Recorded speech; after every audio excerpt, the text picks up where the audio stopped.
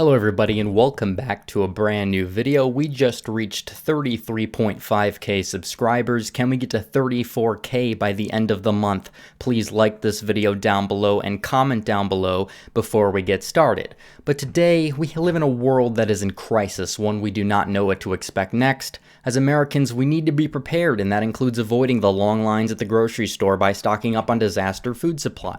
And there is no better disaster food kit than the ones over at American-made My Patriot Supply. Take action so you're ready for what's coming and save $100 on a 4 weeks emergency food kit when you go to my special website, preparewithredeagle.com. That is preparewithredeagle.com. But today we're going to be talking about the polls. We're on RCP.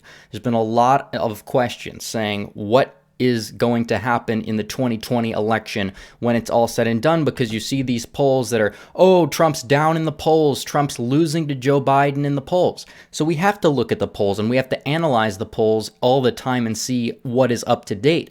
However, the questions are, should we take polls this far out necessarily into the be-all and end-all of an election? And the answer to that question is no, but there's some truth to them at the same time, and we're going to analyze that and look at it. But as you can see here, the betting odds, which are usually the so-called expert opinions, you look at the betting odds sites, predicted more people than not think Trump is going to win re-election. This is not a surprise. Last time I checked on U.S. Elections Atlas, which is 80 to 90% left wing, they even think Trump is going to win a narrow victory. And a lot of these people said Indiana, Missouri were going to be toss-ups back in 2016, and that people that thought Michigan was going to flip were banned for trolling, and now they're doing the same thing to me with Nevada, despite every county in Nevada trending red. But that's enough talk about them. But the betting odds are showing Trump's going to win. The national average is not. It shows Biden up by 5.5. Now, we can talk about this and we could say, hey, Biden could technically actually win the popular vote by 4 to 5 points, and Trump could actually win re-election. If you look at the trends, obviously, Republicans held like 240 electoral votes worth in the House or so back during the midterms when they got completely destroyed by 9 points almost in the generic ballot. So it's very possible if Trump holds states like Florida, North Carolina, Georgia, he's already got a good baseline behind him, and if he improves a few points, maybe he could get Wisconsin and Arizona back to the Republican column, and that would be absolutely more than enough in order to get Donald Trump across the 270 finish line. But as you can see here, you have to look at the polls. The questions are surrounding, are these polls valid? What should we do with these early polls? They really don't mean that much right now, and that is true. Because what you saw was Biden was at 53. The big thing when you're in early polls is if the guy's above 50, and if they're staying above 50 consistently, that's a good thing. It doesn't matter if Trump is at 41 or if Trump is at 1. If Biden is at 49, there's a chance Trump has to win. You should feel a little bit optimistic for your chances.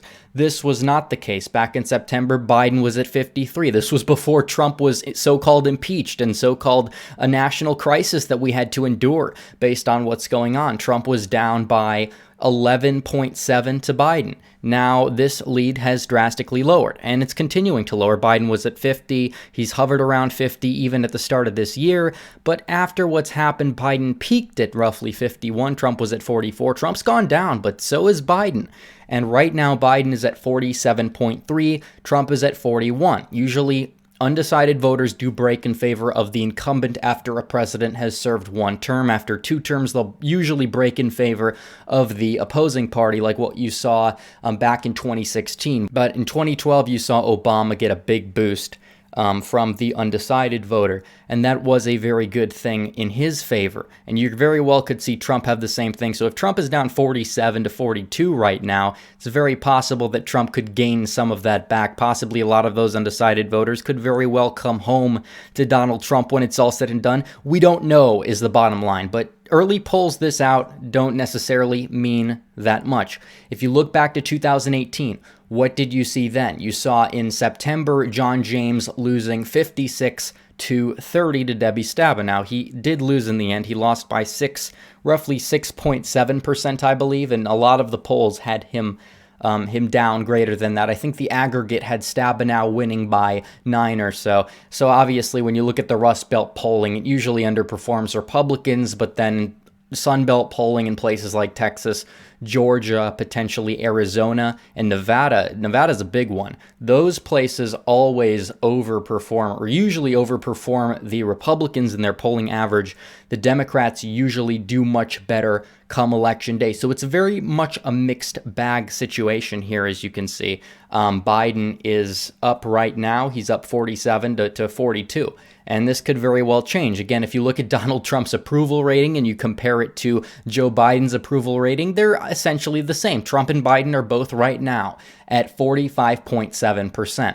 Yes, Biden's unfavorable is roughly 5 points lower than Trump, but you can do the math, and Trump is under constant media scrutiny. Biden really isn't, especially since this has gone on. Biden's able to ride the wave. He's able to ride the wave of not being subject to a whole lot of bad press like he kind of was getting beforehand. Now he's not getting any, and he's still falling in the polls. That's not necessarily a good thing for Joe Biden. If I'm Biden, I'd be a little bit worried right now, and you look at the betting odds, and that's what they're showing. Yes, Biden has a chance, technically, but when you look at the facts, and you look at the Rust Belt, and you see places like Michigan, places like Wisconsin, places like Pennsylvania, these places are not necessarily going to go for Joe Biden. And the further left he goes and tries to get the Bernie bro electorate, if he goes out and picks Warren, it's not going to work, by the way. In fact, anything, it could actually backfire. Warren is not the so-called, queen of the Bernie bros like she could have been in 2016 had she endorsed Bernie Sanders, but she decided not to and eventually endorsed Hillary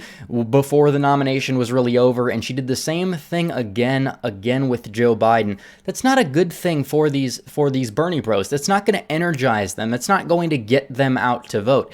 Even if Bernie was on the ticket, that's not how these people view the elections. But even so, you could look at Bernie Sanders. Would Bernie really have been much more electable in the Rust Belt than Biden?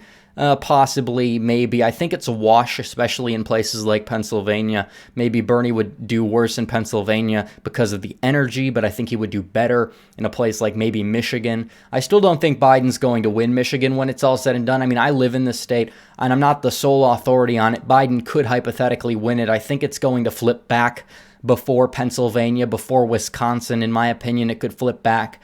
Arizona, I think, should worry Republicans. I think Trump is going to win Arizona because you have to look at the third-party vote from last time. That share of the electorate will ultimately shrink, and when it does, it will benefit Trump. I mean, even if it shrinks 2 or 3, if it shrinks 3%, could actually benefit Trump because those voters very well could almost break 2-1 in his favor, and then instead of losing the popular vote by 2, Trump loses it by 1. But it's a long way away. Trump was down to Hillary by roughly 10 points at a time in April, around the time of the Wisconsin primary. He was getting a lot of bad press. He actually lost the Wisconsin primary, which a lot of people didn't even expect that to happen. But Trump lost the Wisconsin primary roughly around, I guess you could say, this time. Basically, at that point, he was down in the polls to Hillary by 10. Right now, Trump is down to Biden by 5, and Biden is the only Democrat running. Bernie bros now have to make up their mind. He's got his base. They both got their bases solidified, you could say, and Trump is falling and Biden's falling. I guess, did Trump go up a little bit? I think he went up like 0.1. Biden stayed the same because of the last poll. And I obviously wouldn't trust any poll that has Biden up by 11. These need to just be written off. The CNN poll, that's not going to happen. You could take the Quinnipiac one into effect, but CNN is really hit or miss when it comes to polls. I'm not saying that because they're CNN and I don't really like their news coverage. I'm just saying that because it's basically where it's been. Same thing with Fox News. You could take the middle of that. I'd say right now, if I'm being honest, if the election was held today, I think Biden would win the popular vote by 3 to 4 percentage points, and I think that Trump would still end up winning through the Electoral College, but a lot can change. Again, the election is not today. When I do my predictions, I just don't do them off of what would happen today.